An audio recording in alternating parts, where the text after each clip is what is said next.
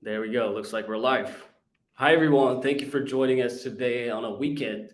Hope everyone has had a productive and fun week.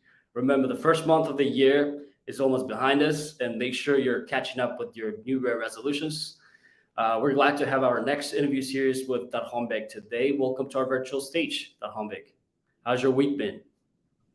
So far, so good. Thanks for having me here.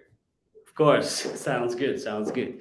You might have heard of this news. OpenAI's ChatGPT has created a storm on the internet given its capabilities, right? The AI powered chatbox has crossed 1 million users, according to OpenAI CEO Sam Altman. Are you impressed?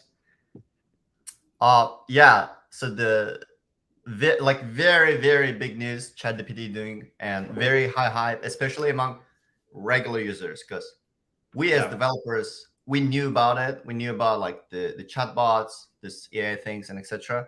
But now everybody, like regular people, can use it as well.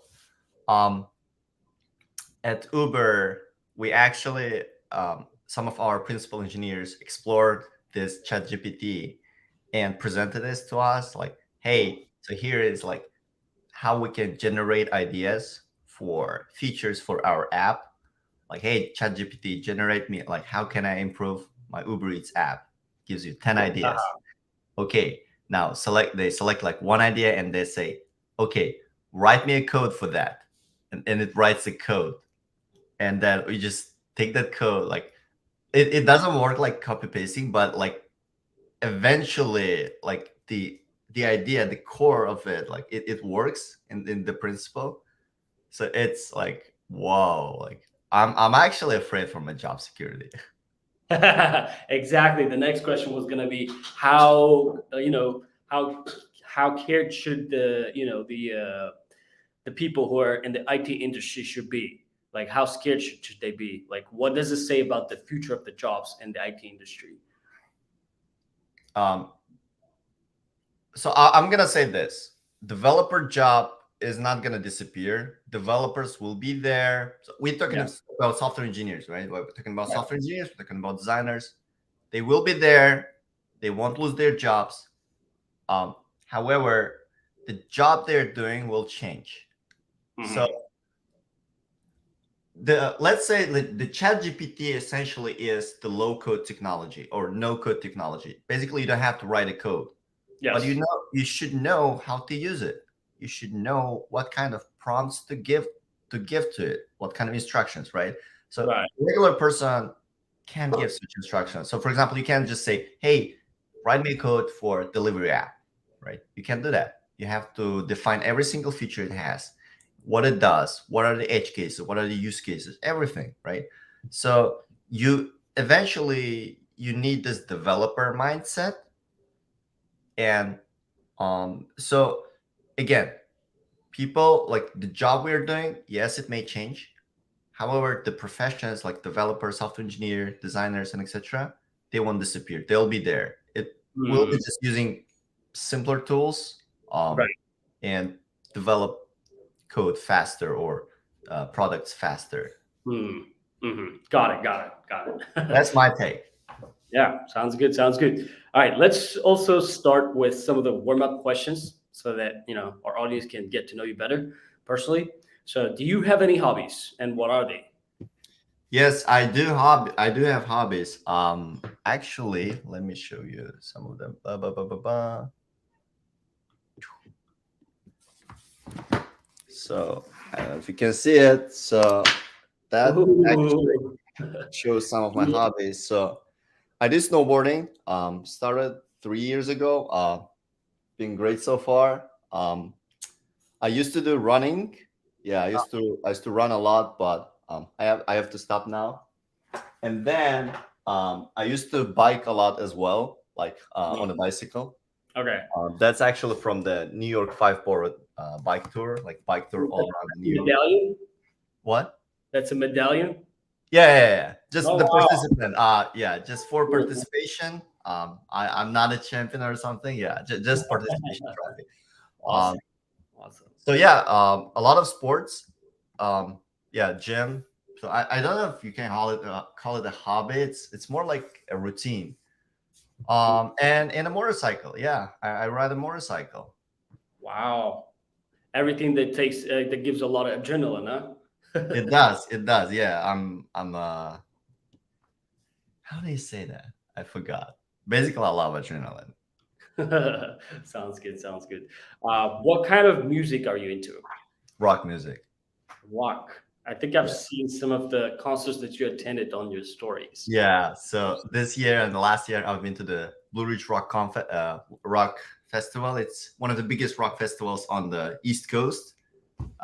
Like 4 days, a lot of artists, and it is just crazy. You do a lot of things such as the crowd surfing. So you just ask people to lift you up, and they lift you. You're like on top of the crowd. It's Oh, fantastic. what do you call this thing? I think there's a name for it. I It's forgot. crowd surfing. Crowd surfing. Crowd surfing. Yes, you surf on the crowd. Crowd surfing also means something else in the IT industry, right? If I'm not mistaken. Crowd surfing. Crowdsourcing. So sourcing. Yeah, that's sourcing. Crowdsourcing. Yeah, pretty close. Pretty close. Right. Okay, sounds good. Motorcycling, rock music. I see some of the, I don't know, some some resonation there. Yes, yes, Who is exactly. one of your favorite celebrity role models? Steve Jobs. Steve Jobs. Yeah, Steve Jobs and Pavel Durov. So Steve Jobs, because um, I think he's a genius, and he's a very talented entrepreneur, and also he has a very good sense for products, simple, beautiful products, Hmm. and he knows how to sell them. He knows how to sell his product. I think he does the best presentations on the planet ever. I Hmm. don't think anybody will ever beat Steve Jobs in that. Like he set like the standard for everyone. And I took a lot of elements from his presentations into my own presentation, like techniques, skills. Like very very talented person. I wish I met him. I met people who worked with Steve Jobs, by the way. Oh, Yeah. And Pavel Durov, because I share a lot of similar. We share a lot of similar values, at least according to his public posts. I read his public channels, okay. and it is minimalist, and I also pursue minimalism um, to the extent that I can. Hmm. And he's also very focused on the user privacy, the communication, the freedom of communication without the government interjection or any third party like businesses interjection. For example, I hate Facebook. I hate Meta, all their products, because the products are good, but the way they make money, I don't like it. Ads, I Hmm. hate ads. Ads are evil. Ads make people buy a lot of things that they don't need to impress people they don't even like. So, like, it's the engine of the consumerism. It tells people consume, consume, consume. You want to be better, you should consume, you should buy, right? Now you shouldn't work on yourself. No, you should buy things to impress people. Hmm. Um, Hmm. so I hate ads, I hate consumerism, and Telegram is it doesn't sell user data, your data. It's very secure, very private. Um, no matter what people say, I can't prove it, but to the extent of my research of what I read, and Telegram is the most secure chat in the world. Hmm. Hmm. Yeah. Yeah. I no longer use the WhatsApp because it always has a backdoor, and Right. I never trust the company with my privacy or like Right. very secret data that is based in the US, because US, it has laws. There are loopholes in the laws that allow the government access your private data. For Hmm. example, in a nutshell, basically they say, okay, it's a terrorism threat, and this allows them access to user data, your emails, your chat history, and etc. Right. Telegram is not based in the US, so they cannot enforce those rights. So far. Okay. But they do have Apple. Apple is in the US. So if Apple just says Telegram, okay, open up, I I don't know what will happen. So yeah, Steve Jobs and Paul Durov. So you prefer Telegram over WhatsApp, huh? Correct. Yeah, I don't use WhatsApp anymore. I mean, I have an account, but I deleted the app. I try not to use it. Only like very in very rare cases where I have to connect with internationals, could I use Telegram. Yeah. I'm not very like knowledgeable in IT, but I know that Telegram has that feature that like is open for the developers to like add features and stuff like that. Is that true? Is that something that like makes it more, more evolving, more, attractive to users, don't you think? Yeah, a lot of the Telegram basically is like a startup, right? WhatsApp is like big tech company that's like very very slow to well. Telegram, I think it has less than 100 people in the team. Like they have Oh, no way.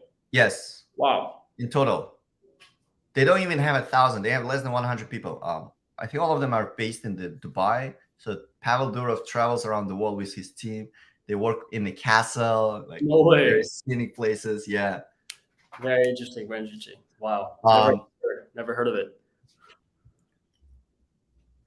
so Telegram is a very, very developer friendly. They have very good documentation and API. You can develop a lot of bots. As you know, a lot of e-commerce in Uzbekistan is based on Telegram.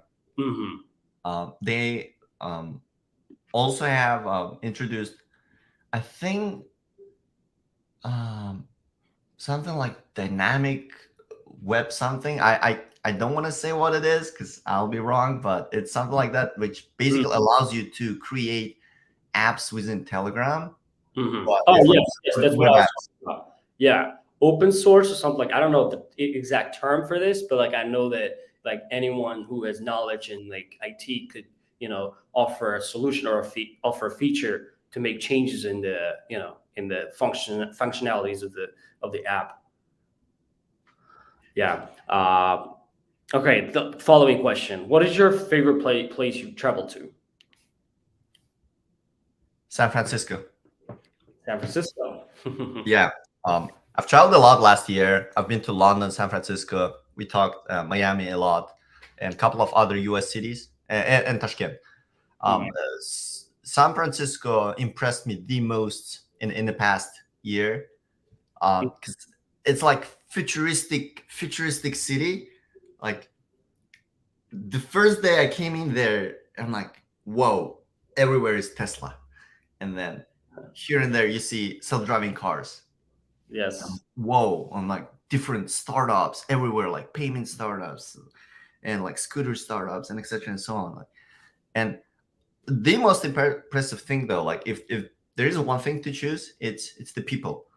People in San Francisco are very smart, very entrepreneurship, uh, very entrepreneurial. Hmm. Everybody has a startup idea. Even Hmm. delivery guy has a startup idea. And then they are humble. This is very good quality. For example, a lot of smart people in New York as well, right?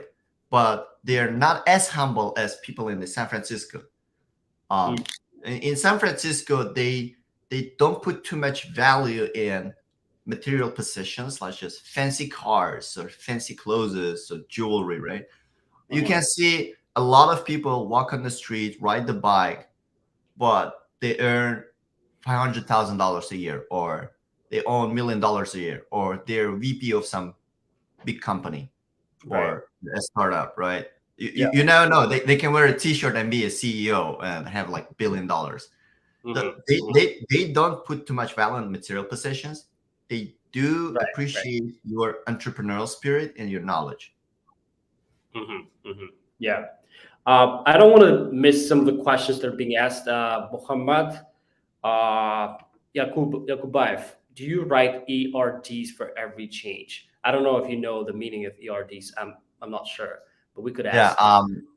I think this. Yeah, for the context, what kind of question is being asked here? Um, this question asked me ERD is an engineering review document that we create for every feature we create at Uber. It's like a very detailed document. So the short answer is engineering review document. Is that what it is? yes, engineering review document. Yes. It's basically a very detailed description. How am I going to implement the feature? Let's say I have a Uber Eats, right? Food ordering app. I want to add a dine-in feature. How am I going to do that? What kind of steps I should do? Short answer is no. We do not write ERD for every change. ERD for small changes, we don't, like 1-2 week project, we don't add it. But let's say in general project is complex or takes more than a month or not straightforward, then we write ERD. If it is straightforward, if there are existing patterns for that, we don't need for that. Gotcha. Cool. Hope you got the answer, Jaladin. The following question. What is one ability that you believe everybody should possess? What is what? One ability that everybody has to have. Maybe, let's say, just to be specific, in your industry, what is one of the most important things that like IT professionals should have? Whether it's a specific skill, hard skill, soft skill, whatever it is. Communication. Yes, might be controversial because, like, okay, IT, you probably need technical skills, very strong, etc. Yeah, you can learn them. Communication is a very, very underrated and very undermined skill. You may think, like, if okay, so when I came to Uber, after I came to Uber, you may think, okay, this guy probably he learned a lot in technical side. Yes, I learned a lot on technical side. However, like 50% of my work, maybe even more, is related to communication. Yeah. Writing good emails, providing good status updates, communicating correctly with people. For example, right way to ask questions, right way to deliver messages to the leadership, to your team, to your teammates. It's like every single like different approach for different destinations. So especially in Uzbekistan, I believe it's very undeveloped skill in Uzbekistan. It doesn't mean like you can't develop it. You can develop it. Yes, it can be. You should work on it. You should read books on communication. You should watch videos on communication. You should actually communicate with people. Sure. And a very, very, very basic example I'm going to leave here. And it's actually advice for everybody who's watching it. Learn how to ask questions. A lot of people ask questions like this. Hi. Okay. They just say hi. Okay, so what? And what do you expect me to say? Hi back? Okay, I say hi you back, right? You wait a couple of hours, I hi you back. And you're like, can I ask you a question? You already asked the question. Just ask. Don't say like, can I ask a question? And then you say, can I ask a question? I'm like, sure, ask your question. And you're like, they write a long story of their life, where they were born, what did they do, like unnecessary information. And then there's a little question. So instead of that, if you want to ask question for someone, first do your research, Google it. Maybe your answer is already on the Google, right? People do not like uninvested questions. People do not like when you do not invest in the question and you just come to me as a shortcut. No, my time is very expensive. The professionals' time is very expensive. So they don't like to waste it. Do your research. Like, try to find it on the internet, right? Google it. If you can't find it, then ask question. And here's how you do it. You write, hi, my name is Darkhonbek. Hi, my name is Darkhonbek. I'm writing to you because I want to ask question on XYZ. I did a research. However, it did not provide the answer I was looking for, or I had two options and now I don't know which one to choose. Please, can you advise me on that? And now, if you have multiple questions, add numbers. And for example, hi, my name is Darkhonbek. Mhm. I watched your interview on Uzbek Diaspora. I have a few questions to you on my career development. Number one, la la la. Number two, la la la. And why you should number it? Because it will be easier for me, easier for the person answering your question to answer those. Mhm. Right, right. Okay, so that also adds to your argument, which is communication skills is one of the most important skills, even in the IT industry, even though Especially in the IT industry. especially. Okay, okay, and asking the right questions will lead you to the right answers. And if you think about it, just thinking itself is asking questions, answering. What like and we do it on a regular basis, right? And numbering is also very important. Awesome. I'm seeing flow of questions, which is crazy. This time I see like a lot of people are into the interview, and most likely we're expecting it, and trying to sort out which questions are relevant, which are not. So please, people who are watching us, give us a little time to pull it up on the screen. We'll definitely do. The next following question is, what is where's your favorite restaurant in New York City? Wow. Tough If one. there's any. Give me a minute. Let me pull up my Google map. I have because I'm not a fancy New Yorker. I don't know many places. Okay. Okay, so I would say Hard Rock Cafe, but not for food. Hard Food Rock. is awful there. Don't eat there. But the atmosphere is it's great. It's epic. It's just rock. Everything rock. I love the rock music, right? Yeah. And Hard Rock Cafe is it's basically themed all around the rock, everything rock. And when you go in there, you can see the original items of the artists, of the most iconic artists in the world, in the history of the music, rock music, pop music. So, for example, I when I travel, I visit hard rock cafes all around the world. Mhm. And in London, for example, there is a hard rock cafe, and it has John Lennon's glasses, like original glasses. In New York, or oh no, wait, in London also, um, Freddie Mercury. I think they have their mic. Um, in New York's one, I saw Michael Jackson's clothing items and some of the other artists, like very very iconic. You see their guitars, their clothes, um, their like item, like their shoes, their like writings, like song lyrics, like Oh wow. hand signed. Yeah, I actually didn't know it's so iconic. Like hard rock. I know that I've seen it in San Francisco. I know I've seen it, I think, in Miami as well. But it's uh in but every.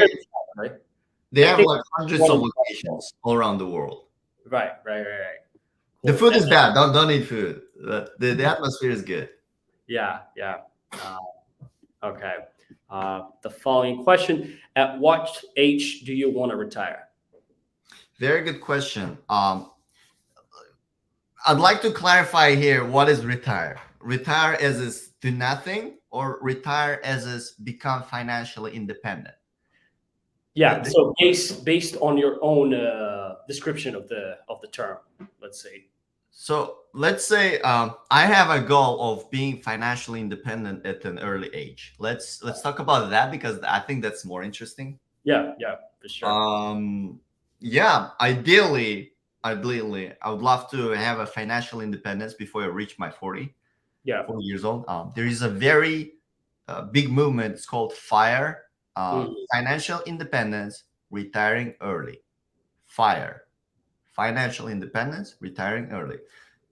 What that means essentially is you earn as much money as you can, right? When you're young, like you work your ass off, Yeah. and then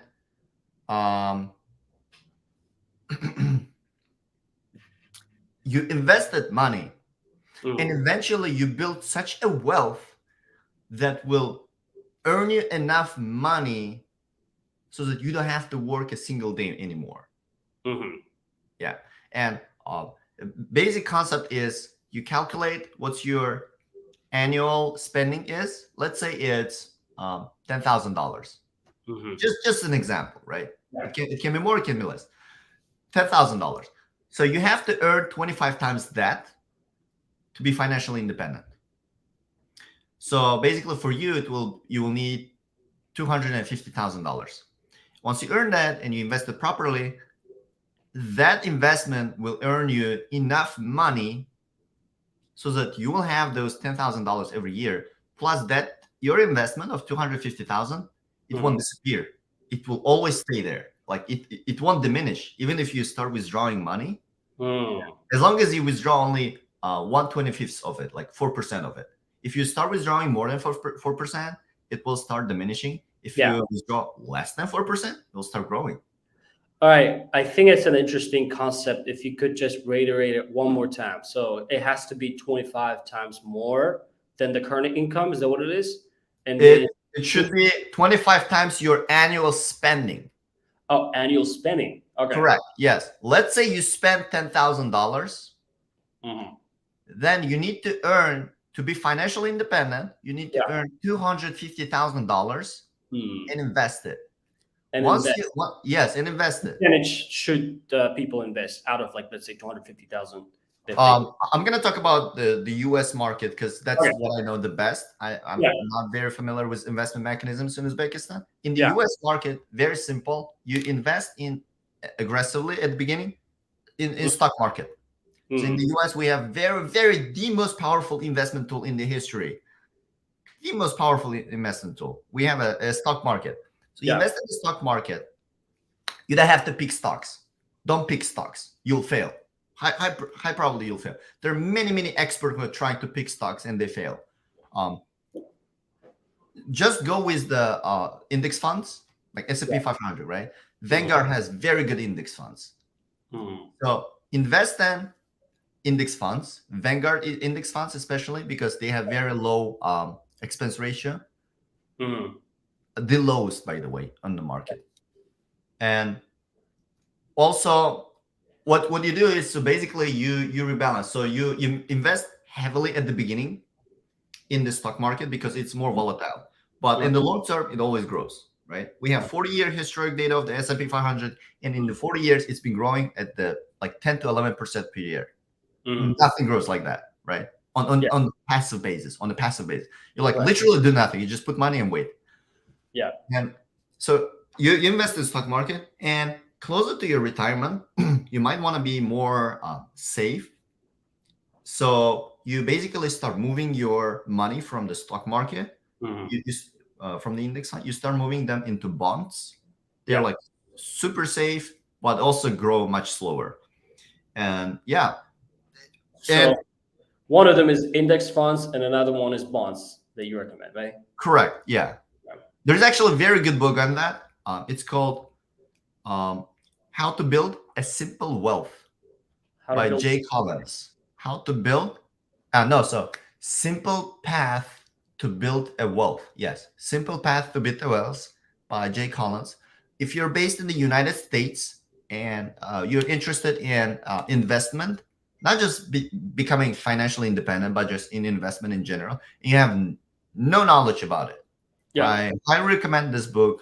Very good explanations, good examples. Who's the author again? Jay Collins. Jay Collins. Collins, Collins. Jay Collins. Okay. Jay Collins, yes. Okay. I Sounds. read the book. Very simple, very good. Okay. So just to sum up, make sure you try to at least earn 25 times the annual spending, and make sure you start investing heavily at the beginning, and maybe you just can take it easy as you grow your wealth, right? And then some of the recommended investment sources are index funds and bonds. What about real estate? It's a very good question.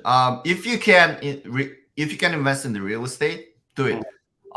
The reason I didn't mention real estate is because to enter the real estate market, you need the minimum. There is a high minimum base, entering base, right? Yeah. You can't enter the real estate with $5,000 or $500. Sure. You can enter the stock market with even $5, $1. Yeah. That's the beauty of it. Like, there's no minimum. If you have enough money, and probably this is a good advice for people in Uzbekistan, because they don't have access for stock market yet.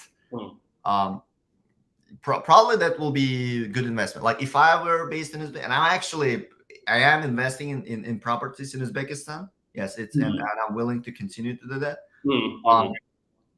So yeah, I think it's a good investment. And I think actually you are the person who we should talk to, who we should ask about it. That's exactly why I'm asking the question. See what you think about the real estate market. I think, yes, you probably need a little less money to invest in the stock market, but I think real estate is not as hard as people probably think. There's a lot of ways to get into real estate market. If you're smart enough, you can always figure it out, especially in big cities like New York, Miami. If you know how to get funds, if you know how to, the right markets that are growing on an annual basis, if the population is growing, if the city's investing in infrastructure, you know that the prices are only going to go up. And some of the good things about investing in real estate market is you get appreciation, you get tax benefits, but also if you're smart enough, you can figure out to make good enough cash flow. So yeah, so I'm biased a little, so don't take my words for it. But yeah, this interview is about Darkhonbek, not me. So let's focus on we should talk about it after the interview. Yeah, for sure. One of our viewers fixed the what is that? Jay Collins, The Simple Path to Wealth. Thanks for Thank you, Giovanni. Okay. All right. The following question: what does money mean to you? Money is a freedom. I used to think money is bad. No, like, don't pursue money. Now I think different. Money is good. I like money. Not exactly the money, but what I can do is that money. But money basically buys you freedom. Freedom to do whatever you want, wherever you want, whenever you want. You can do whatever you want, pursue your hobbies, start a business, travel, wherever you want. US, Uzbekistan, England, Singapore, whenever you want. Let's say I want to go to a restaurant now. I can go now, right? Or like, I don't have to save up money for the travel if I have a lot of money. And I have to think about saving up for the travel. I have to just go now. Right. Whatever you want, wherever you want, whenever you want. Yeah. Freedom. Someone says money's everything, brother.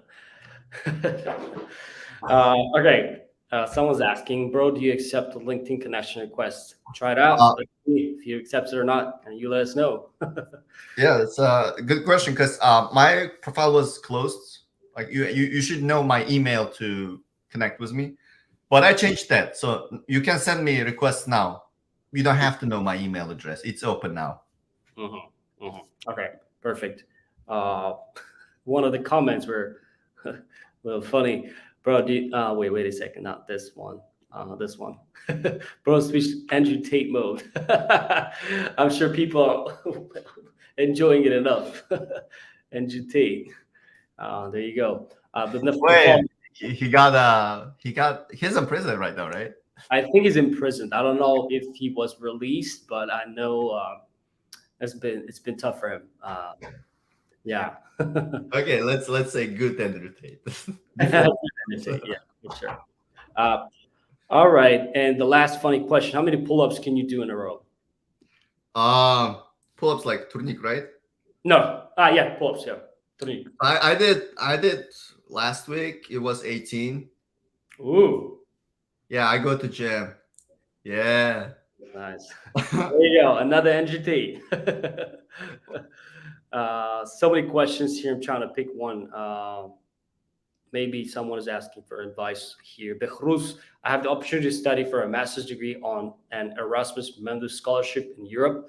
I'm working as a software engineer at EPAM system, EPAM in Tashkent. What would you advise? And it has a comma at the end. Does it mean it continues? Probably. Oh, yeah, there you go. To continue working and gaining production experience or start studying for a master's and move to Europe, which path would be more beneficial for a successful career as a developer? So, anything that you could advise. Okay, so to make sure I understand the question correctly, the person, Behruz is a software engineer who has a bachelor's degree and is working at the international company in Uzbekistan. Yes. He wants to go to Europe to pursue master's degree, yes, or continue gaining experience in a company. Right. Yes. So my advice would be, my question is, what's your goal? If your goal is to, like, I just, oh wait, let me formulate it right.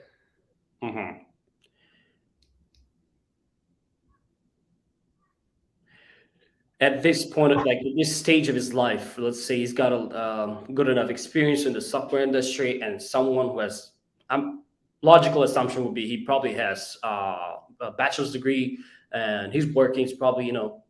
I think I know this guy. Yeah, I think I know this guy. Okay. So okay, here's the thing. To more generalize your question so that everybody else can gain from it as well. As a software engineer, you do not need a master's degree. I've spoken to many of my classmates who has taken masters. None of them so far said they needed it as a software engineer, unless you want to pursue academic career or research career. If you want to be a researcher, like creative, fantastic, some algorithms, right? Yeah. Cutting edge technology, be like, I don't know, like ML, AI researcher, right? Yes, you need masters. Yeah. In fact,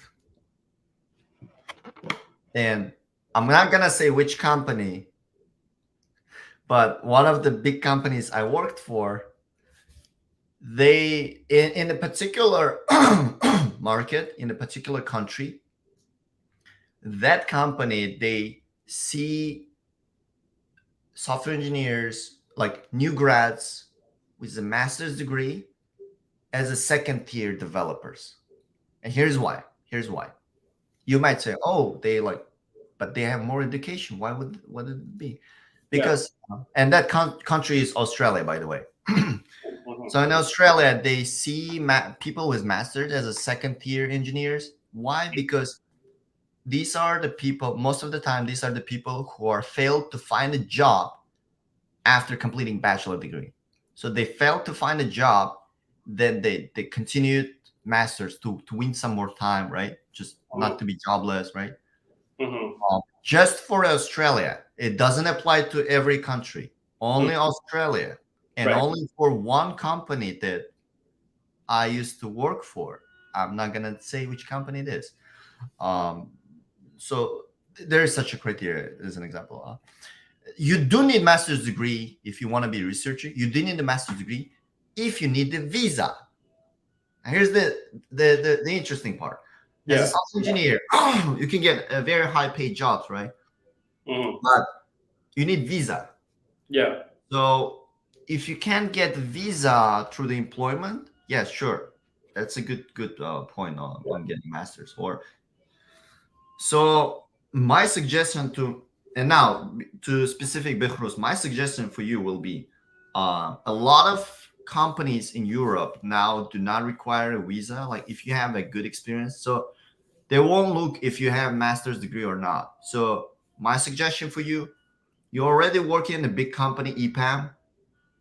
Keep working there. Very good company. I worked there a lot of learnings. They have very talented engineers, especially in Ukraine, Belarus, Russia, right? So those Yeah. are very strong engineers. It's my belief. I've worked with many international engineers. These are like so far the strongest. Uh, I highly recommend working with them, gaining more experience, Mhm. leading projects, leading some projects, and you can relocate within the EPAM. I wrote an article how to move to the US using L1 visa. Come check out my blog. You can see how to do that. You can relocate to other countries to EPAM, or you can just apply directly to other companies. We have a Uber's office in Netherlands, so you can just text me, ask for referral, and I can refer you. You can hopefully get a job at Uber in Netherlands. Wow, that would be very kind of you. That would be a big help. But just to point out, you say you wrote articles, right? And Correct. Yeah, I have a blog, 10x Engineer, on Telegram. 10x engineer. All right. Mhm. Would love to share it on. I think we already shared it on our comment section. But yeah, we'll definitely love to look into it and maybe do a partnership with you. That was one of the things that we're considering with our Uzbek Diaspora board members, that we wanted to publish articles and collaborate with people who consider themselves as subject matter expertise and stuff. So if you think you're one of them, we'd love to collaborate with you for sure. Um, Yes, I have extensive knowledge on IT immigration, especially to the US. mm, So if you have questions on IT immigration, yeah. I can help. I can help on that. IT immigration. There you go. That's another route. Okay. I see some other comments. Let me pull up some of them.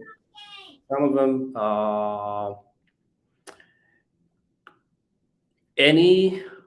Let's see. Any real world tips on coding interviews?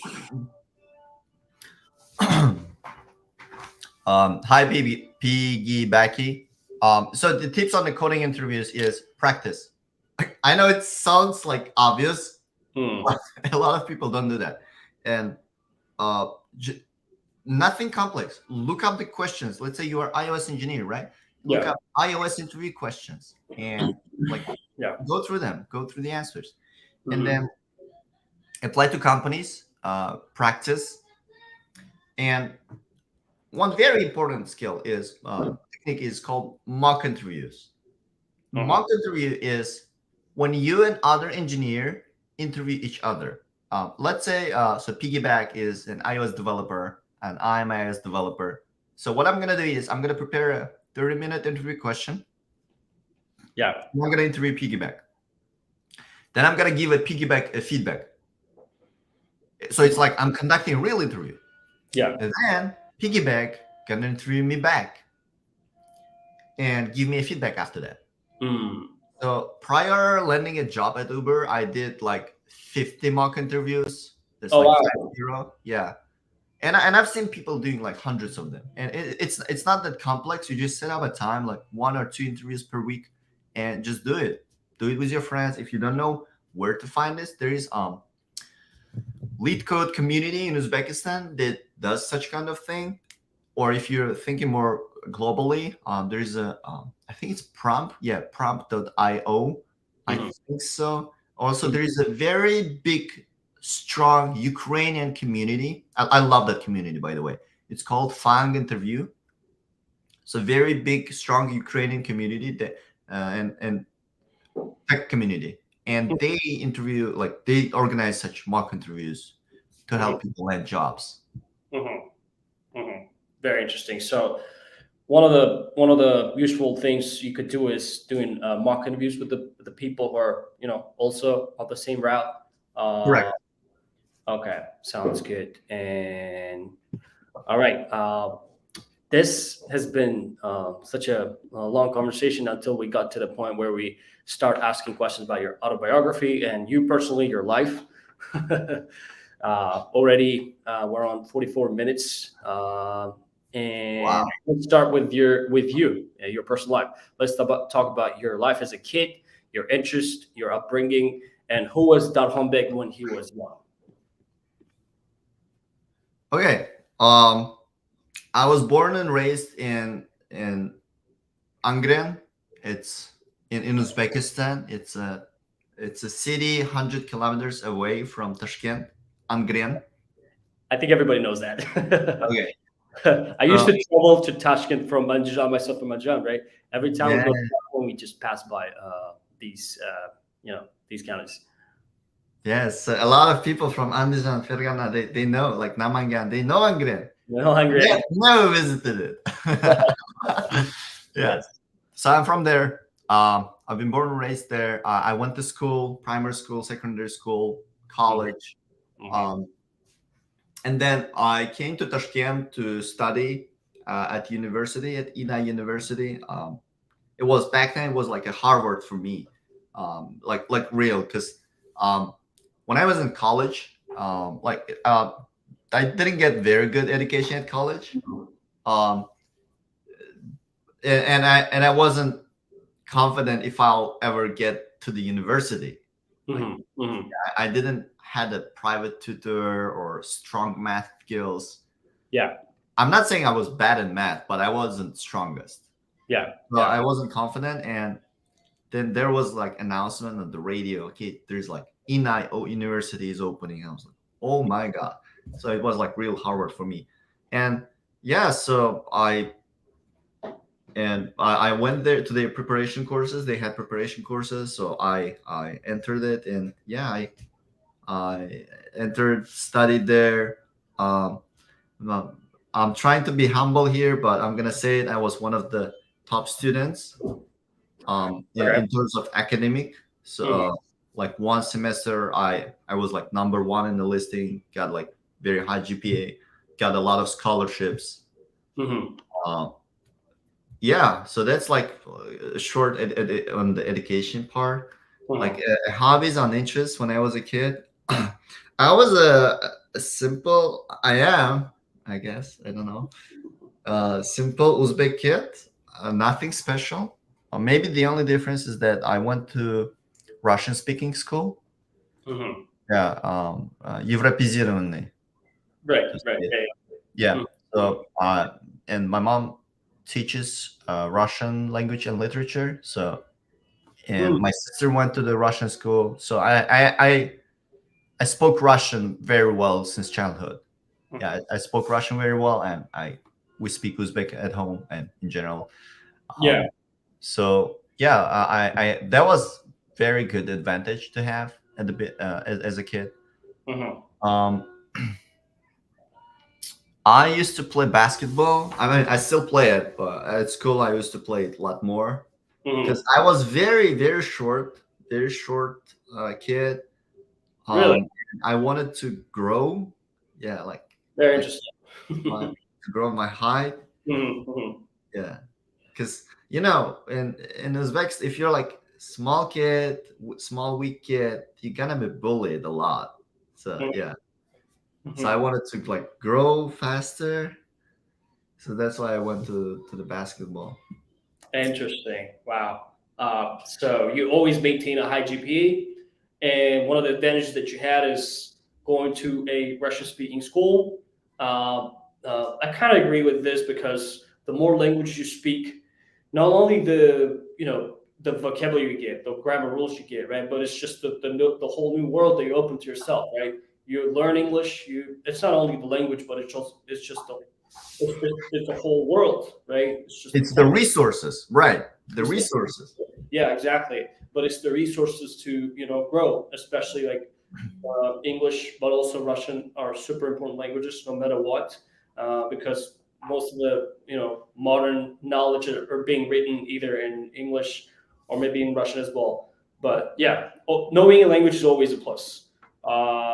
Let's jump to your school years, school education, good and bad experiences, like starting from high school to like Lyceum and your university years. Say it again. Your life when you went to school. Let's say your transition from school to Lyceum or college you went to, and the university, and some of your good and bad experiences, if you could share. Sure. So when I was a kid, So I would go to school, come back, and then after school, I was top student at school as well. We actually, here's the interesting story. Me and two of my friends, there were three of us. Mhm. We were smartest pupils all over the school. Mhm. And I'm not gonna be humble on that one. Yeah. And what we would do is we were doing a business. We would sell homework projects, assignments, and exams. We would sell them, that like the answers and etc. to other students who had rich parents, but were like not as good. They were like will get F, like Mhm. lower 10% by grades by grades. Mhm. Uh, yeah, but they had money and we had like knowledge. So what we'd do, we would distribute those students among us, like split the territory, you know? Yeah. So for example, if the other guy comes to me, I can't help him because he's a he's a taken territory. But I also have my own like guys whom other people like don't interrupt. So, yeah. So we would like agree on rates. Like I think it was like 500 sums for one homework. Yeah. So I would do homework at home and just give them my homework to copy paste. One 500 sums for the reference. Mhm. It's 5 cent, Mhm. 5 cents, right? Mhm. Yeah, Yeah, pretty yeah, something like that. five Around it. cents. Yeah, it's back then, but it was good money. It was my lunch money. Uh, so yeah. By the way, I never, I almost never got lunch money, like pocket money. Yeah, I earned it at school by selling homeworks and etc. and exams. So exams were like a festival for me. Like woo, money time. Yeah. Uh, so So that was since you were young, you had this entrepreneurial mindset as well, right? Like, so yeah, back very then I good. had it, but then I lost it. Now I'm trying to Yeah, rebuild it. That's the thing. yeah. Yeah. So if you're entrepreneurial, do not lose it. Do things, do crazy things. I'm actually very like trying to rebuild this entrepreneurial crazy like do Yeah. it, break it, fail and learn the spirit. Yeah, gotcha. All right. So Uh, mhm. what are some of the good things you did, and what would you change about your life growing up? And your advice to, let's say, a 12-year-old Darkhonbek, if you had to do anything differently, what would you do? What would it be?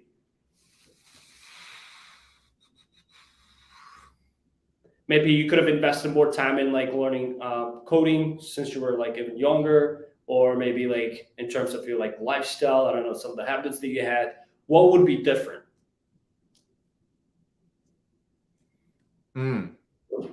Unexpected question, I'm assuming. No, I've been asked this question before. However, like if I were to change something back in the past, like your entire life will change. Like you won't arrive to the point where you are at right now. Sure. Um, and I'm pretty comfortable with where I am. I Mhm. I don't think I would change it.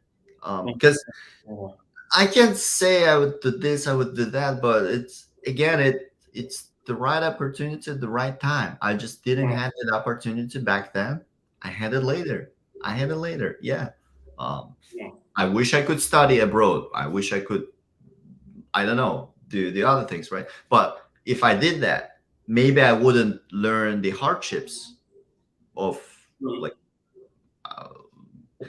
achieving things by yourself or like learn a good, very good skills of being frugal. Mhm. Frugal. Is it frugal, right? Fragile, I think. Yeah. Oh, okay, yeah. Yeah. Yeah. Hmm. Yeah. Okay. Sounds good. Sounds good. So you have a bachelor's degree in computer science from I don't know how you say it, Inha University. Yes, in high university. Can we talk about that as well? How did you get into the university, and like if you liked it, if you liked the standard of education, and what were some of the good things? Maybe you had some good professors, some interesting things that happened to you during the university years. Yeah, very good question. I have a very interesting story on that. I actually back then, I said first of all, I wasn't that strong to like be confident. Oh, I'm gonna enter like this, right? No, I wasn't that confident. I didn't believe I could enter the university. But I enrolled in preparation courses. They have pre-university preparation courses, so I enrolled into that. Yeah, it cost money as well, and then through that I passed exams and I started studying university.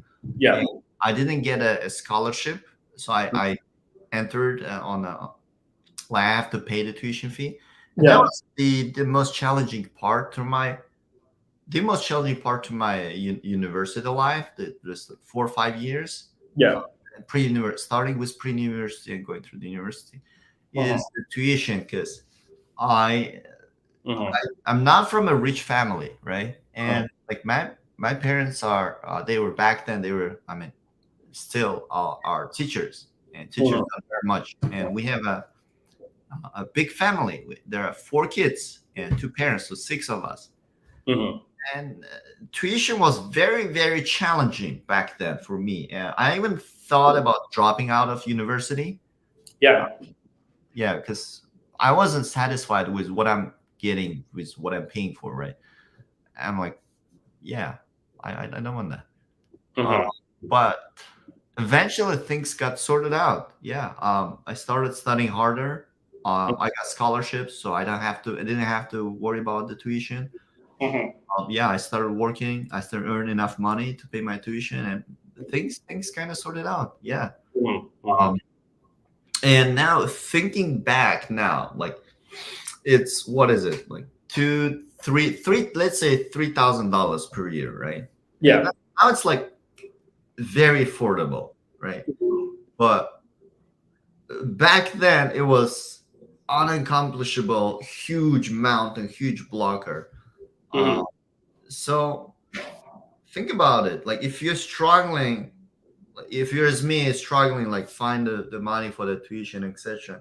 Think about it in the perspective. Think about it as an investment. Not spending or wasting that money.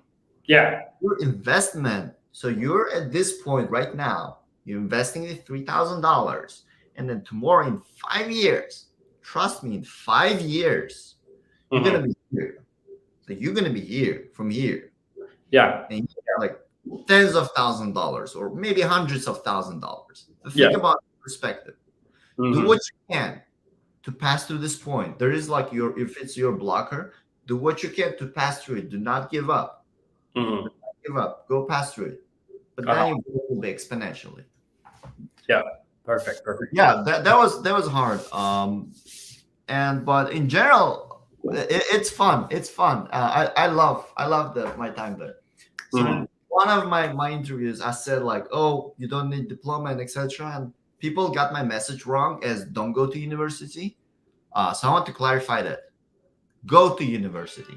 A lot of people say now, like, you don't need diploma in IT, you don't need a special education, etc.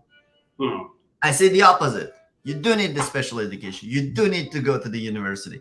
Yes, you don't need the diploma, but this is not why you go to university. You don't go there for diploma. Go there for connections. Go there for mentorship. Go there to find the right guidance, direction. So, for example, if you're like a noob, total noob, right? Like me 5, 6, 7 years ago, you don't know what is computer science, what is computer architecture, what is data algorithms, right? Statistics, things like that, discrete math, and etc. You don't know that you need them, right? You want to learn them. So, but there you're exposed to different things. You exposed like, okay, let's try mobile programming, let's try Java, let's try C#, let's try low-level programming, C++. So you try a lot of different things, and like, oh, okay, I think I like that, or okay, I don't like this. It's like too complex for me, or like, oh, I like building UI, I like this, or like, oh, I love like designing algorithms. I think it's my thing. So it gives you exposure to a lot of things at once, and that's Sorry, that's one. Two, Mhm. you build the network. Trust me, the network is like one of the best things you will get in your life. One of the best investments you can do is into your network. The network will help you a lot in your career and life in the future. And actually, like now, like I kind of understand why you and your team are doing the Uzbek diaspora thing, right? The project. It's actually like fantastic. It's like you guys are very smart. Connecting with a lot of smart people and like networking with them, that's like very smart. Yeah. So at university, you build your network, Mhm. not just with students, with professors. Professors are actually so much helpful at INHA. They're like very helpful. They can get you scholarships. They'll get you guidance, advice, and etc. I'm very grateful for my professors right there, back in the university. Mhm. Mhm. Mhm. Yeah. Gotcha. So if you can go there, go there. Go for it. Go to international universities. Mhm. Mhm. Okay. So to the question, let's say we have a question of saying like, "Hey, do I need a higher education?" So your answer would be, "Yes, you do. Not for the degree, but for the perks that you get, such as connection, mentorship opportunities, and being able to connect with others, and also like you can get guidance on your career path and stuff like that." Correct. And I And think there are a it lot of ties back to your previous argument, which is like being able to communicate effectively and learning communication skills. Uh, exactly. Yes, communication. Again, communication. Very, very good, important skill. You'll write papers, you write assignments, you write emails, you write texts, you mhm, read a lot of literature in English language. mhm. So yeah, so you learn a lot of communication in networking. Yeah. It's trust me, you will never ever be able you will never ever be exposed in the Mhm, future in your life to mhm, such amount of people open to connect.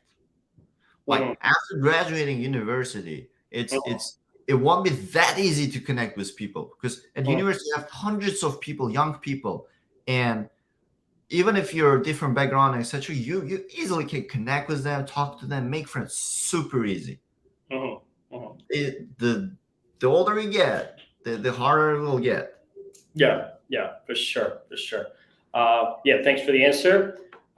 Let's try to answer this question that comes up pretty much every time we do an interview. And I would like to, I'd like to give you the microphone for you to answer this. A quick question for you, D. Why not conduct session in Uzbek? I understand that English could be more comfortable for the speakers, but for a broader audience with bigger impact, Uzbek sessions would be great. Try to, give an answer if you have any answer, but I'll do my. Try to give an answer as well. Go ahead first. Like, Azamjan, salam alaikum. It's one of my friends. Oh, yeah, the friends. Yeah, we're friends. Actually, very smart guy. I suggest you to interview him next time as well. Hopefully, he will be willing to do an interview in English, not in Uzbek. uh, the, Why do you think doing it in English is more? I don't know. More important. um, so let me track back here. Let me track back here, and I believe that, like the question you're posing is biased here. It's biasing me towards giving the answer pro English. I which I don't want to do that. I don't want to do that. Okay. I think I agree with Azam John. I understand why you're doing it in English. I do understand why you're doing the interview in English. Um, I do agree with Azam John though. Like if you run the analytics, probably you've done that, right? You will see that the majority of people watching this is from Uzbekistan, right? Right. I believe there are a lot of internationals here as well, like from Europe, United States, and etc. Yeah. Or like probably 80% or 90% are from Uzbekistan, and high probably they know Uzbek. Now the reason, so I believe, okay, I do agree with Azimjan because people who don't have an access to English language can Mhm. also learn it. because there are a lot of resources on English, a lot of way smarter people than me, right? Like Andrew Tate, somebody said, right? That's, you can watch them in English. Don't watch me, right? But Uzbek can give an access to this knowledge to people who don't have English knowledge yet. And now to your point. Now let's defend this, right? Why to conduct this in English? I do see benefits in connecting in English. First of all, Uzbek diaspora, like I asked you the same question you guys on the Clubhouse a couple of years ago, and I got a very good answer. Like Uzbek diaspora, even if it says Uzbek diaspora, it doesn't mean it's only for Uzbeks, right? It's from people from Uzbekistan diaspora all around the world. Not all of them speak English. It can be a person with a Russian nationality who is from Uzbekistan. It can be a person with Korean nationality who is from Uzbekistan, right? And a lot of that's a very, like, it's a network of professionals, Uzbek diaspora, to my understanding. And a lot of those professionals, if not all of them, they speak English. They communicate in English, right? That's 2. 3, I think it's a good practice for the audience. Good practice for the audience to listen communication in English, to watch the interview in English, and to see how to speak in English, how to present your ideas, deliver them in English language. Yeah. Thanks for the answer. As you can tell, based on my face expression, I didn't like the answers that you gave. Just kidding. But yeah, just to answer the question, yes, it would be very useful to conduct it in Uzbek, but there's so many other resources that you can watch. A lot of other people, like other platforms that, give you the same kind of, informative content, but in Uzbek. And this one specifically is in English because there's none, right? There's no other platform that hosts Uzbek speakers and have them speak in English. The reason why we do it is because English is the future of the world, right? English is not only the language of the people who live in England or America. It's just the language that everybody has to be able to speak in order to succeed in life in the 21st century. So those are some of the premises that we have to back up our, argument that why it has to be in English. And plus, people, a lot of even people in Uzbekistan who are learning English or who are able to speak English fluently, will, as you said, will get a chance to practice it. But yeah, we try to inspire people to be able to speak English because it's good for them, not because we want them. We want our interviewers to brag about how good of a speaker they are in English, right? But it's just a matter of like whether we want to benefit our audience, whether we want to be able to provide any value to our audience. And I think one of the good ways we do is conducting the interviews in English. That's one of my short answers. It could be a long argument, but yeah, we try to stick to English, but we try to hopefully be able to make some content in Uzbek as well down the road. That's one of our plans, but we don't want to stop creating English content. But yeah, thanks for the questions, guys. Appreciate it. Anyways, let's jump to the next section where we talk about the diaspora life, your immigrant life. We already hit the 1 hour, 9 minutes mark.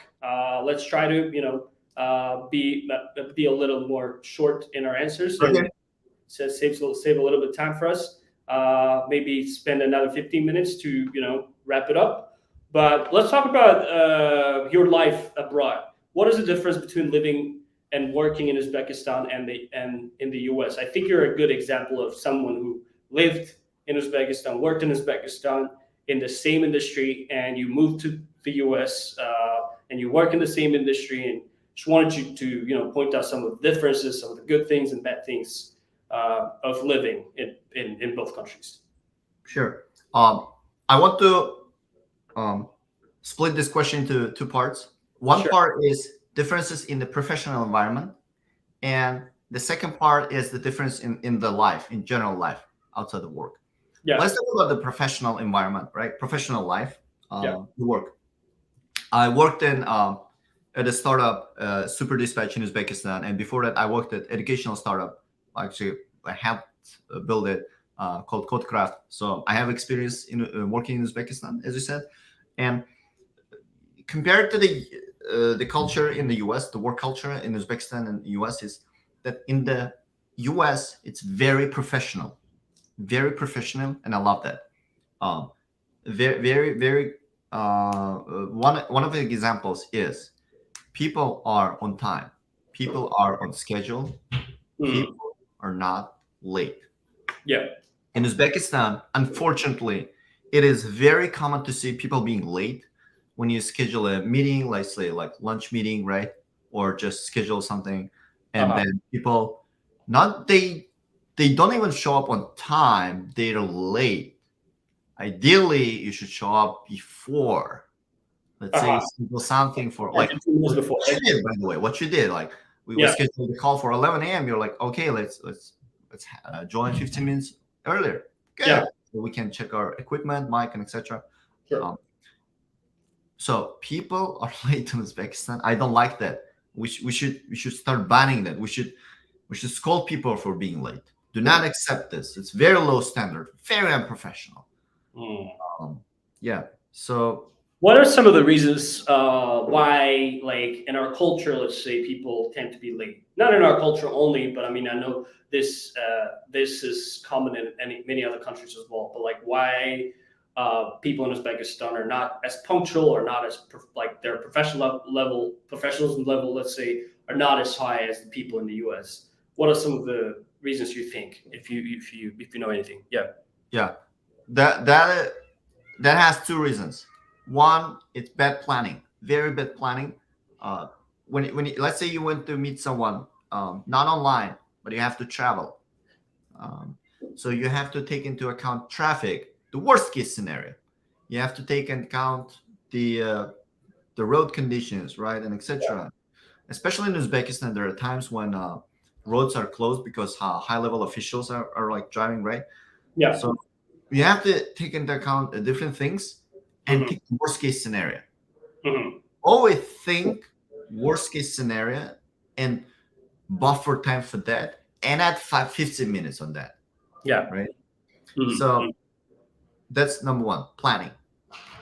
People don't use the buffer time. Here, people use the buffer time. Right. Second, actually, I'm gonna say three things. Sorry. Second, it's communication. Again, coming back to communication. People in Uzbekistan do not communicate if they know they're gonna be late, right? You know, like even if your meeting is in 1 hour, you know you are like you haven't finished something yet, and then you will go and then you will start traveling in 15 minutes, start driving in 15 minutes, or order a taxi. You know you're gonna be late. Communicate that. Communicate it beforehand. Yeah. So people don't communicate it. And when you communicate it, don't say I'll be there in 5 minutes. You won't be there in 5 minutes. Okay. Tell them when you're gonna be there and add 15 minutes to that. So let's say I know I'm gonna be late 30 minutes.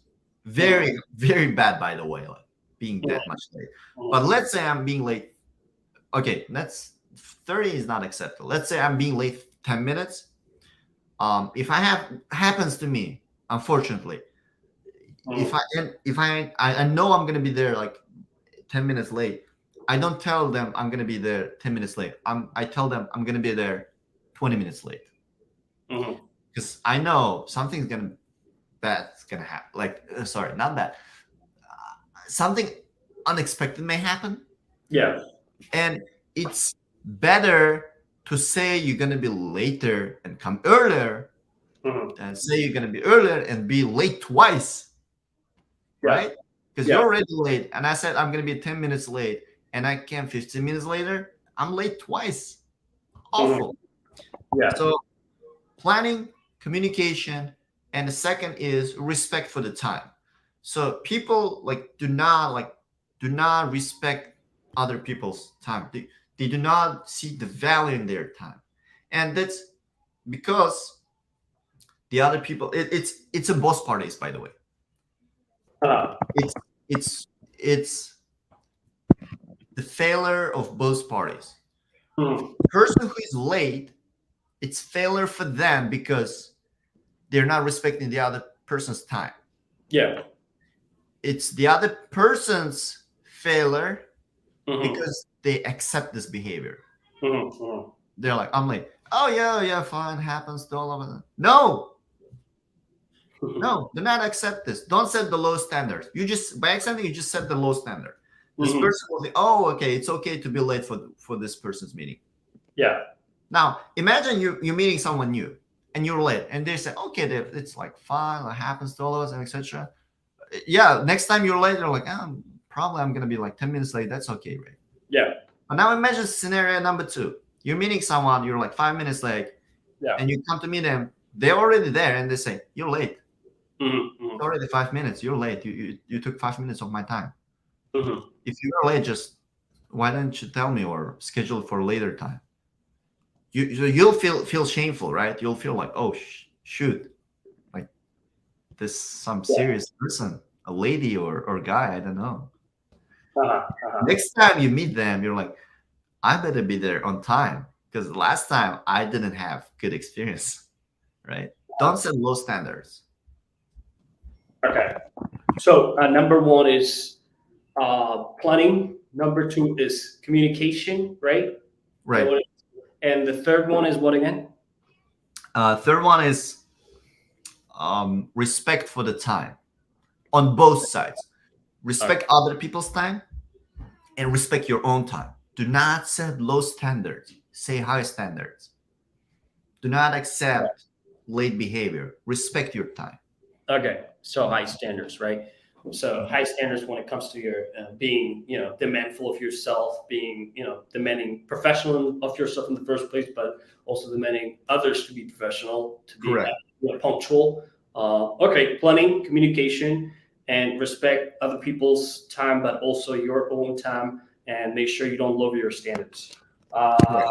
just wanted to quickly ask, and just uh, say to our audience, ask your final questions and we'll make sure they'll get answered by the end of the interview. Don't worry, I know you guys are dropping a lot of questions and we'll, at the end, we'll just quickly go over all of them and then we'll answer all of them. Okay, let's move to the next question. What are some of the advantages that IT professionals have in Uzbekistan over those who, work in the US, let's say? In the US, No, the people who work in the IT industry in Uzbekistan, what kind of, advantages they have over the people in Uzbekistan? Maybe the cost of living, maybe like, I don't know, being are flexible. we comparing tech people in the US and Uzbekistan or okay. Yes, So two tech people. tech people in the US versus tech people in Uzbekistan. Right. Number one is cost of living. Mhm. Much lower in Uzbekistan, probably like at least 4 times lower Mhm. to my expenses. At least way you can do it way more as well. Yeah. Um, Cost of living, and that includes rent. That includes food. Mhm. Yeah, and that's number one. Number two, food is good.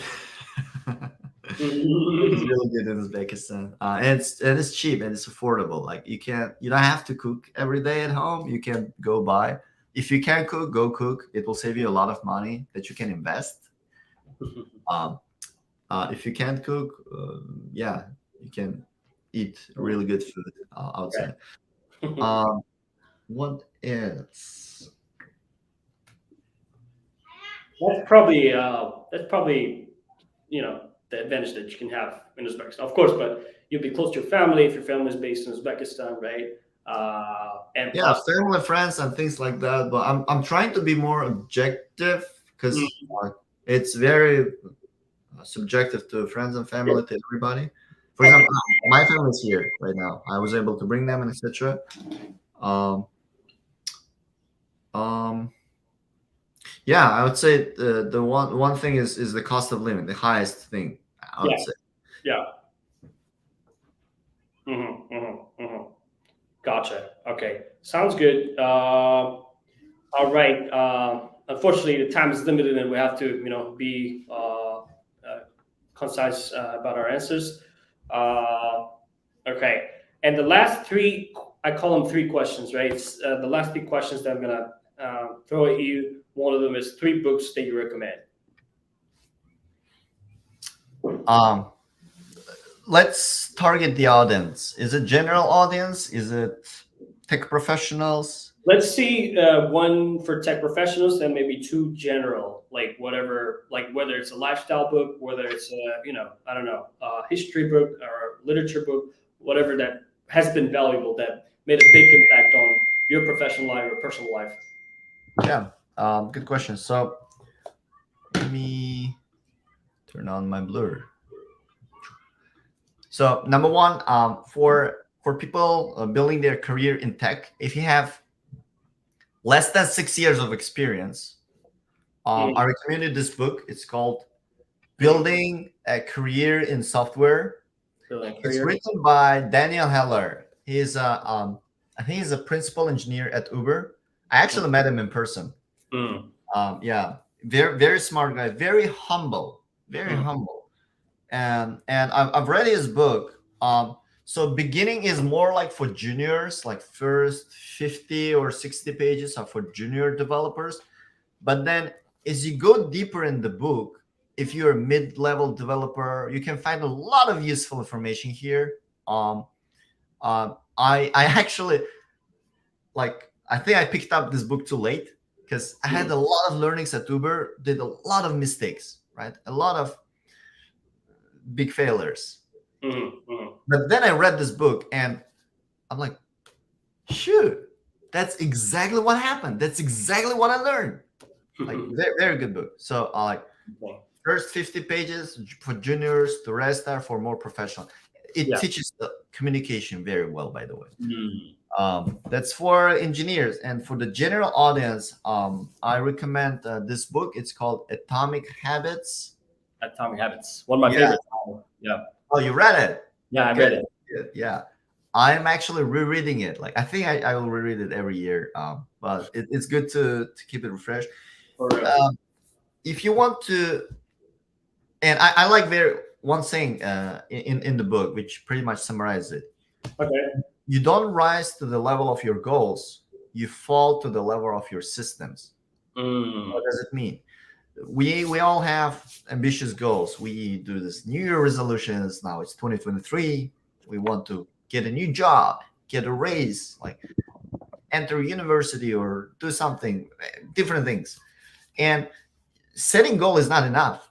You need a system to achieve it, right? You can't just say, I want to be, I'm going to be a billionaire, and you just be a billionaire. No, you need a system that will bring you to that by default, with you like not even focusing on it. It's like subconscious, right? Like drinking water, like you do it subconsciously, right? So all those systems, it helps you build the right routine, right systems, manage your time that will bring you to your goals and beyond that, way beyond that. Very good book. Highly recommend. Everybody should read it. Atomic Habits. I think you can find this book on Nuruddin has a bookshop. Like if you're in Uzbekistan and looking for a book, Nuruddin Minahunov, I think it's called Book Train. So he sells them. Yeah, we'll put a link in the comments. Just look for it after the interview. But and the third book, give me a moment because oh no, wait, I know. Third book is it's not a recommendation, but my favorite. It's Steve Jobs autobiography. It's Steve Jobs biography by Walter Isaacson. The book is called Steve Jobs. I'm a huge fan of the Steve Jobs, and this book is so well written about his life, his childhood, his philosophy. His philosophy is very, very descriptive in the book. It didn't felt like I knew Steve Jobs. He's like my old friend. I've known him for years. Yeah, he's like my old buddy. Yeah. Very, very good book for, I think, everyone. If entrepreneur, tech, non-tech, doesn't matter. It is just about the crazy person who did crazy things, who didn't conform to the standards, created his own, like, whatever, basically whatever he wanted, he just created it. Like, no limits. Person with no limits. Very good book. Yeah.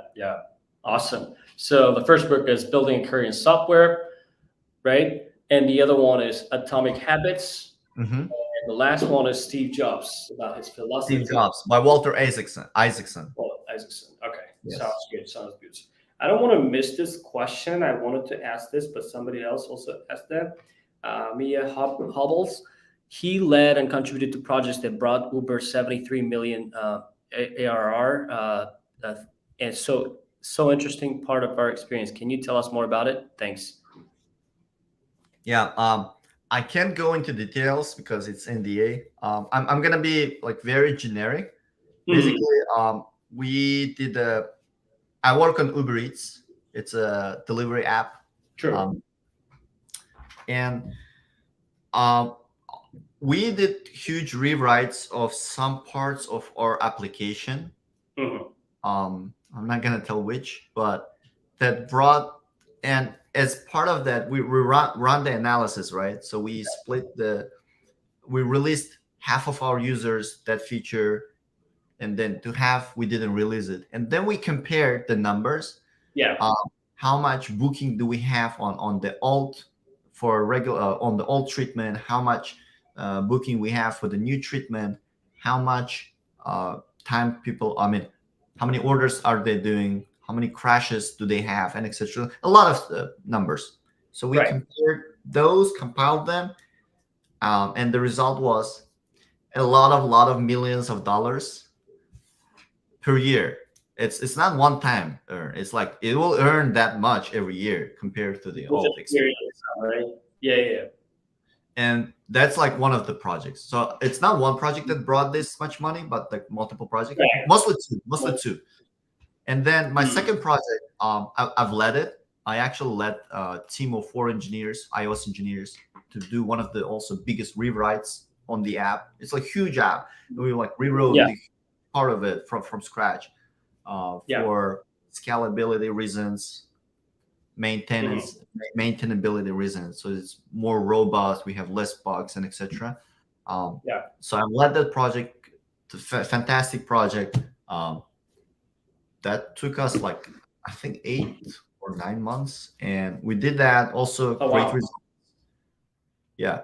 So I can't give you details what exactly I did, but that's general how this number, where this number comes from. And again, it's not only my effort. I'm not saying I single-handedly brought Uber this much money. No, it's a team effort. True. It's a work of our team. Okay, got it. So it took you 9 months, and it's not one project; it's several projects, and it's a teamwork, right? And you made a contribution to this, the generation of the revenue. Awesome. Okay, and some of the last important questions that I'd like to ask. 3, I know you given a lot of advice on how to be a professional in the IT industry, but one of the questions that I really want to ask is if you could specify 3 professional advice, 3 main advice, that would be very helpful. So professional advices, and not only for software engineers, for everybody in general. Very, very careful. Probably the most important part of this interview.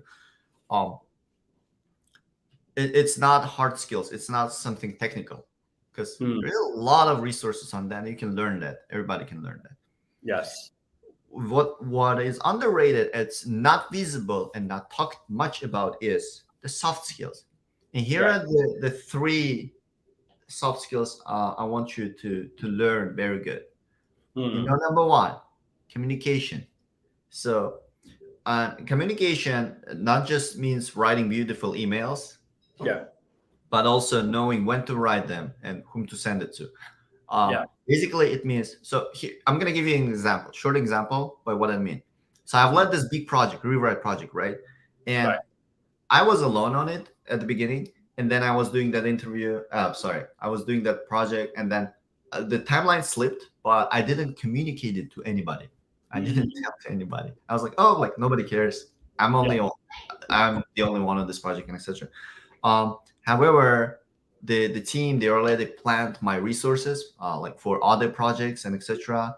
And this project was blocking other teams because it's a rewrite, so they can't add things to the old one. They have to wait until I finish this so that they can start adding things. And I didn't communicate that we were slipping timelines. I didn't communicate that I was blocked. I was actually blocked in many places, so I wasn't like, I didn't know what to do next or how to do this thing, like technical specific. Yeah, and that gave me a huge feedback. Mhm. I got very good feedback from my manager, and I really appreciate it. So she gave me like feedback, like, Dark, why didn't you communicate? You should communicate risks early, like timeline slipping. You should communicate all the updates. So ideally, if you're doing a project, do this. Do daily check-ins. Or if it's not like as fast project, do weekly check-ins. Send out weekly Slack updates. Here's the update on the project. We had this ABC. Now we're working on this. We had this blockers. Update all the stakeholders, right? Whoever is involved in this project. Yeah. So it's better to write more emails, send more messages. It's better to over communicate than under communicate. Over communicate never hurts. Under communicating always hurts. So it's better to over communicate. Now, it's a communication. Second, it's prioritization. One of the reasons that timeline slipped, right? It was prioritization, and many other projects as well. Like timeline slipping, it's because of prioritization. Why it happened is because I had a lot of requests, and I'm still having a lot of requests from different teams. I work in one of the very foundational teams at Uber, very core teams at Uber. It's called Storefront. So we own the whole store experience, and I can't tell the number, but very high number of orders come through us. And so as you can imagine, we have to not just build our own features, but also support other teams that want to integrate their feature to us, support a lot of bug tickets and etc. So we have bugs incoming. We have product ops people messaging us that some restaurant in Japan is not working, or something in Australia is different, or the UK they want to try launch the marketing campaign, they need a new feature. It's a lot. And then my own project, and then I have my own bugs. A lot of requests from different sources, a lot of noise. You should know. So, and all of them will say it's super urgent. Uber will lose money. Uber will lose business. And it's true. Uber will lose business. Uber will lose money. Your company will lose money if you don't do that. The question is, how much money each project will lose on, right? So let's say there's a project A. If I don't do that, I'll lose $5,000. The company loses $50,000. I think it's a good big number. It's not. On Uber scale, it's nothing. There are projects that you can lose like $20 million if you don't do that now. So, right? So try to prioritize things. Not try, do it. Prioritize things. Ask yourself, here's the question. Here's a very simple question to ask, right? Ask yourself, what is the most important thing that I should do that will move my business forward? No matter what business you work. Are you a SMM manager? Are you a real estate agent? Are you a software engineer? Ask yourself, what is the most important thing I should do now that will bring my business, that will move my business forward, right? So if you can ask this question, if it brings the value to your business, like the most value right now, it's the most important thing, work on it. If it's not, find something else to do. You're probably not working on the important things. Yeah. So, okay, if we reiterate one more time, so hard skills are not as like, they're important, but soft skills are underrated. They're important. And the number 2 was what again? Prioritization. Prioritize. Yes. Every single task you're doing, prioritize. Okay. And there will be a lot of requests from you. So what you should do is you should communicate. You should say, hey, I can't work on this right now. I can have a look at it in 1 week. Is that okay? Yeah. Ask your manager. Communicate to your manager. Hey, I'm being asked by these people to be helped. They say it's urgent, it's burning. I don't know if it's true. Please talk to them. It's their job. Let them decide. Let them do their job. So protect your time. Prioritize. Prioritize. That's the second. Yeah. And the third one is unblock yourself. Unblock yourself. Yes. At Uber, it took me 6 months to onboard and be comfortable, and it's a huge amount of time. It's a very long time.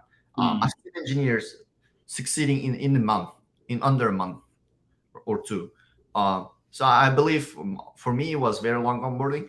The reason for that, because I did it wrong. I didn't ask for help. I didn't unblock myself. So one of the very important skills, not just as a software engineer, as any profession, you should unblock yourself. Don't wait to be told the next step. Don't wait someone to offer you help. Ask for help. Your job, remember the thing, your job is to bring value to your company, earn money to for your company, right? And you can be the business owner, by the way. It doesn't have to be necessarily somebody else's company. It can be your company. Yeah. Your job is to earn money to your company. And the way you do that by building products, bringing the value, right? Yeah. And so put that mindset and set everything away. Now, do everything you can to get to that goal. Bring value, bring money to your company.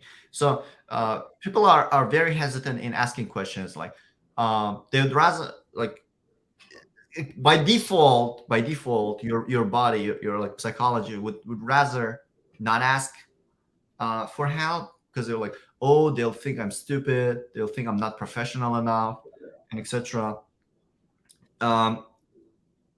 And they'll think I'm annoying. Guess what? Your company doesn't care if you're annoying or enjoyable and etc. Right? As long as you're not toxic. Your company cares, are you bringing the value or not? That's it. So just ask questions, bring the value. What I do right now is I ask a lot of questions. Like at Uber, I still have a lot of I'm like still have a lot of questions. I don't know a lot of things. I'm not a genius. No, I'm not like super smart. No, there are super smart people at Uber, so I go to them for help a lot of times. But before doing that, I do my own research. Again, coming back to like the super like beginning of our interview, like the way of asking questions, like you have to do it right way. You have to do research and then they ask question after that. So these three skills: communication, prioritization, unblocking yourself. Unblock. Do not accept being blocked. Go find something else to do. Like if you're waiting for answer from someone, escalate. Talk to their manager. Talk to your manager. Talk to the CEO if you can. Right? Just don't wait until like, okay, just I can't do anything. I'm fine. No, find something else to do. Unblock yourself. Yes, perfect. Thank you so much for all of the answers. I just want to, I know we already hit the hour and 38 minutes. Let's take another maybe 3-4 minutes to wrap it up. I'm going to pull up some of the questions that were not answered and try to give only 1 or 2 sentences max. If we could, please. I know it's not going to be the best answer, but it's fine. We're limited with our time, and let's start. Okay, let's take this. Uzbek Khasan, if you're a junior backend developer, what is the minimum number of projects to get an interview for Uber? Let's remove the Uber from this context, and I'm gonna answer this project specifically. There is no minimum number of projects. Nobody looks how many projects you did. What they look is what kind of impact have you brought to the project. You can work on one project and bring a huge impact, like improve like latency, reduce latency by 50 50%, or increased response rate or stability rate to 99.8%. So what kind of impact have you brought? I don't care how many projects you worked on. You can work on one, you can work on 5. I care what kind of impact have you brought. When I hire you. Say it again. Quality over quantity, right? So it has to be a good quality project that has to be attractive to interview. Okay, correct. Sounds good. JK, what do you think about crowdfunding in Uzbekistan? Why is it so popular? Why is it not popular? First of all, Uzbekistan, we don't have a lot of spare money. Like a lot of people live on the limited resources from salary to salary. So for crowdfunding, you'll need spare money that you'll if that project fails, I don't care. It's fine. You can do crowdfunding. Don't say you can do crowdfunding in Uzbekistan. You can do crowdfunding in Uzbekistan. Like ask one to chip in 1,000 sums. I think anybody can do that. It's just the value, the amount of money you'll get is not the same as in the US and etc. It's just based on the economics. Uzbekistan, the VVP, GDP is I think the latest report said it's 83 billion. In the US, it's 10 or 20 times bigger. So yeah, perfect. Thanks for the answer. Maruf Zakirov, do you think that true learning and skill growth comes with working in teams and working in real projects? Yes and yes. If you're at you're a university student, what I would suggest to you, find an internship as soon as possible. Start working on real projects as soon as possible with a team. Don't work on freelance at the beginning of your career. Forget about freelance. Do not do freelancing at the beginning of your career. Work with teams, learn from mentors, and then once you become professional, then you can do freelance, whatever. Right at the beginning, very important to work on real world projects with the team, with a mentor. If you're working on something, you're the smartest guy there, you don't have a mentor, try finding something else. Okay, sounds good. Thank you. And Ahad Yulchiyev, what do you actually do when you are stuck in your task? It's a very good question. I believe this is very specific to the software engineering, so I'll try to answer in that context. So when I'm stuck, and I'm always stuck, what I'm going to do is I have a 30-minute rule. If I'm stuck for 30 minutes, I ask for help. You can apply it in general, in anywhere, any profession. If I'm stuck for 30 minutes, I'm going to ask for help. And now, when I'm stuck, what I'm going to do, what I'm going to do during this 30 minutes, second part of the answer. So Google it. You can't so many questions can be answered by just Googling. Many questions. Look at this. So try Googling. Try searching internal documentation.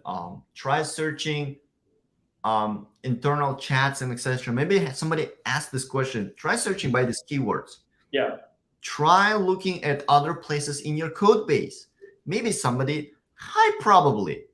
already implemented this and it's somewhere else. So you just copy that, modify it a little bit, and just apply that concept in your code. So try that. Trust me, 99% of your issues going to be resolved like that. But then try debugging. If it's a bug, try debugging, put breakpoints, go step by step. Have pen and paper. It helps a lot. Pen and paper, write down the results, what's happening, and try to understand what's happening. And then, and if they're stuck for 30 minutes, then go ask for help. Perfect. Thank you. And Sultan Murat Rasul, how do you see the IT development in Uzbekistan? The development of IT industry, I guess, in Uzbekistan. So development of IT industry in Uzbekistan is exponential in Uzbekistan. So I've visited Uzbekistan very often. I've been there in March. I've been there this December. Development is exponential. Huge investment in education. A lot of, unfortunately, due to recent events, right? The situation in Russia and Ukraine, unfortunately, big companies had to relocate their engineers to other countries, and that brought a huge wave of good, high quality professionals to Uzbekistan, and very big companies like iTech Art. Now we have iTech Art, Exadel, we have EPAM system, a lot of consultancy companies, a lot of product companies there. So it's been good for Uzbek economy. Yeah. And a lot of exposure of young people to the IT professionals. Like, you guys are doing a great job, by the way, like doing these interviews. And you said there are a lot of resources in Uzbek right now. Yeah. So a lot of people are doing such kind of interviews and exposure to people like, hey, if you learn IT, you can work for any company around the world. It's not physically hard. Like, you don't have to like lift heavy things and etc. So it's not that bad for your health, and you earn good money. Actually, you earn good money. So yeah, the growth is exponential. Objectively, the level is still low. The IT in Uzbekistan is low. The growth is exponential. Yeah. Okay. Perfect. Yeah. Thanks for the short answers. And another one, Salman Amalov, what do you think about Chat GPT future? If you could just quickly, answer. So you don't have to think about it. It's already out there. It's already happening. If you know, Microsoft invested $10 billion in ChatGPT, right? They are, I think they are primary owner now, primary shareholder in the ChatGPT. OpenAI, sorry, not ChatGPT. OpenAI. ChatGPT is their product. What will happen is they'll just integrate this with their products, Excel, Bing, and different other Office suite products, and those products will be just more productive, much faster. Now, like, remember, like in the Excel and Word, you had to go find some buttons, top things. Like, you had to know this where that button is. Now you can ask just ChatGPT, hey, I need like to do this, and hopefully it does that for you. Right. Perfect. Thank you for your answer. The next question. Most of the guys don't study and they have their startups or some work in other teams. What do you think? Do you study well or work? I believe, so for the context, I believe this person studies at the university, pursuing bachelor's degree right now, and his classmates are starting their own startups or work at other companies or work at those startups. What do I suggest? If you have a startup idea and want to launch an idea, fucking do it. Just do it. That's like, that is amazing. If you can do startup, even if it's gonna fail, doesn't matter. Just do it. You have a startup, you want to try it. Yeah, give it a try. Don't lose this entrepreneurial spirit. It's learning. It's about the learning. Every single failure will get you one step closer to your goal, to your end goal. You won't be like, okay, I have one more failure, right? You will have like, okay, I have one more learning. You have more learnings. So I actually, honestly, coming back to your question, what would you change when you were younger? I would actually try. Yeah. Don't be afraid to fail, because when you grow, when you build a career, it will be more and more difficult for you to start your own company or startup, because you're like, oh, I'm earning good salary, I have a family, I have to provide. But you're young, you don't have a family, you don't have like super high salary or job to be afraid of losing out, right? Just do it. Very good. Perfect. Thank you so much. It's been a very interesting and informative interview. I'm afraid we won't be able to continue answering all the questions, so many of them, and hopefully, we'll be able to repeat the same interview, with you down the road, whenever you get a chance. We appreciate your, effort and time into making this interview great. Just wanted to quickly go over a quick summary of. And if people have questions they want to ask, you can go to my channel. I left my email there, so you can just email me. I'll be happy to answer. Okay, perfect. Thank you. Thanks for throwing it there. Some of the things that I think could be good takeaways are communication skills and being able to ask the right questions will lead you to becoming a successful professional, no matter what industry you work in. Start investing in the stock market, in the index funds and bonds specifically, as opposed to like stock market. Some of the subjective advice, but good advice. I kind of agree. Index funds perform well in the long run, maybe not in the short run. Yes, Simple in the way long to run. building, yeah, simple way to building wealth is through making like working hard, but also starting saving some money and putting your money into a good basket that grows. And for job interviews, try mock interviews with the peers, with the friends that you have who are on the right path, who are on the same path. Let's say, uh, uh, what is that? So you did like 15 mock interviews before you landed a job, right? That's like Correct. 50, 50. yeah. So practice makes it perfect. Special education, meaning higher education, is very important. Not for the purpose of like getting a degree, but to build connections, to find the right mentorship programs, and people around you. And also finding the guidance into your career path. And one of the good things that you learn coming to the U.S. is punctuality, professionalism, and being late should not be acceptable, especially in Uzbek culture.